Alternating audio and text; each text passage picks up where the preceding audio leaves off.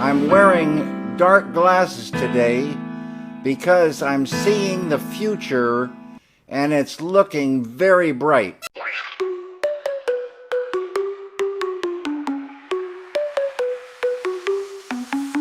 No lyrics here, just beats the vibe. A squeaky duck and a cow collide. Boing boing goes the trampoline. Come on! Give me that! Give me that! It's pumping! You don't know me? Whoa! What the fuck just happened?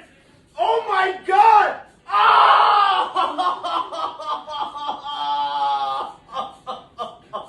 I lost everything! I thought it was a shirt thing! Да се повторно на каналот кај Bet Teacher Crypto.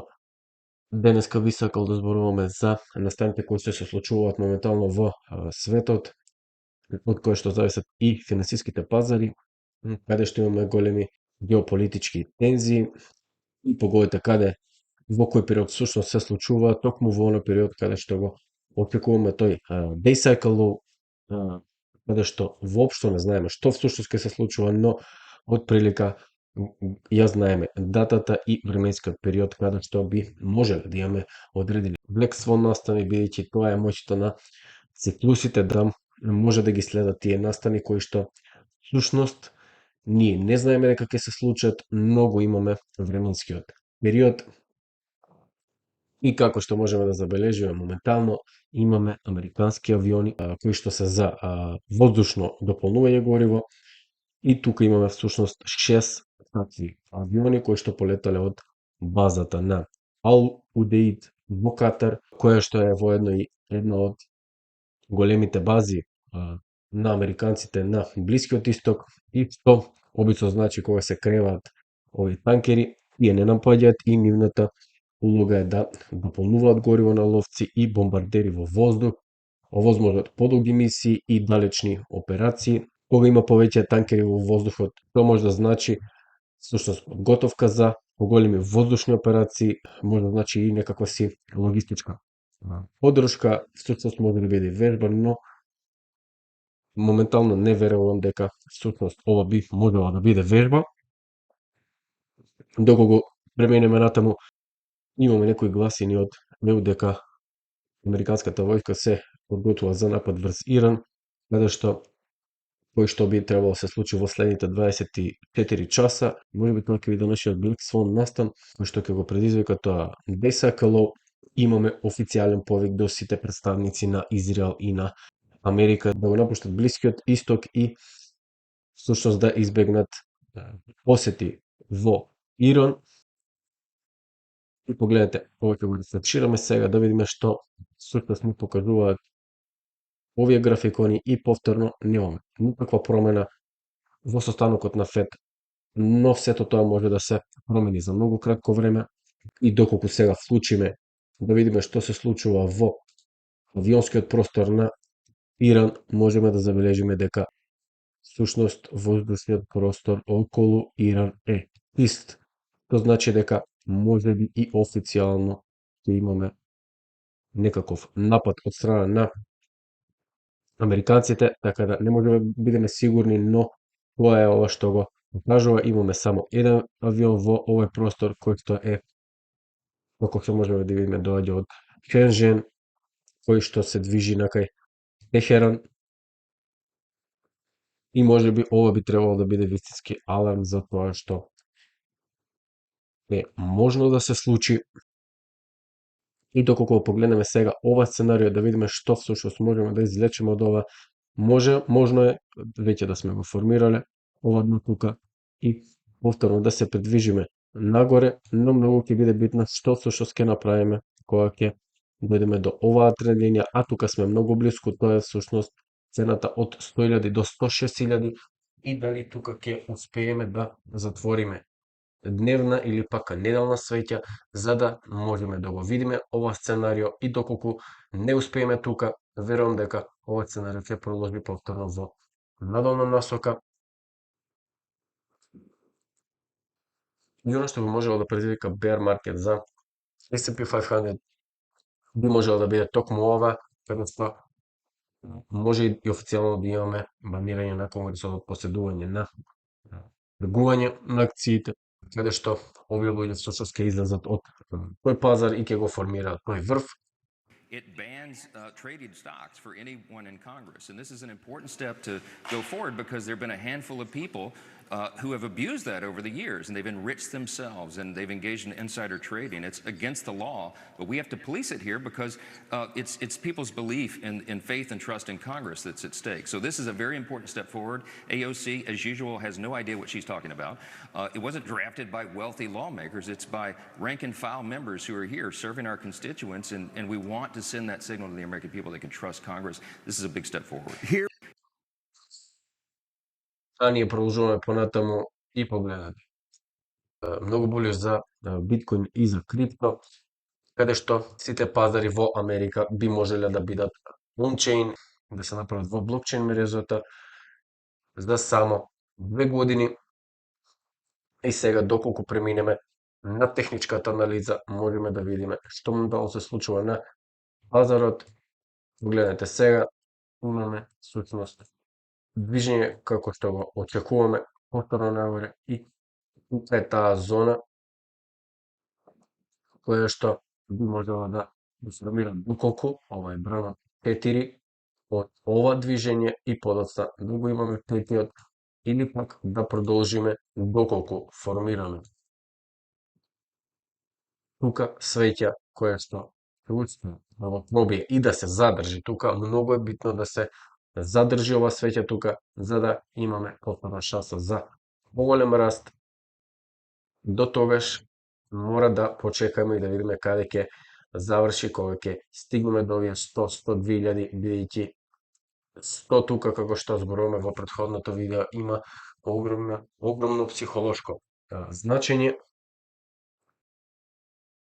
Ние ќе продолжиме со Етериум. Етериум, погледнете, колку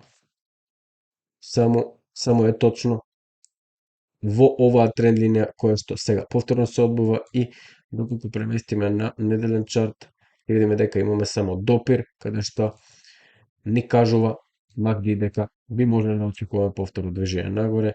Не верувам дека ова ќе биде некој си фейкаут голем, но би можеле да видиме, затоа што погледнете го овој чарт на месечно ниво, каде што MACD е многу низок и имаме можеби повторно пробивање или пак повторно манипулација која што ќе се случи како и тука. Останува на времето да видиме што ќе ни покаже, а ние ќе се префрлиме сега на S&P 500.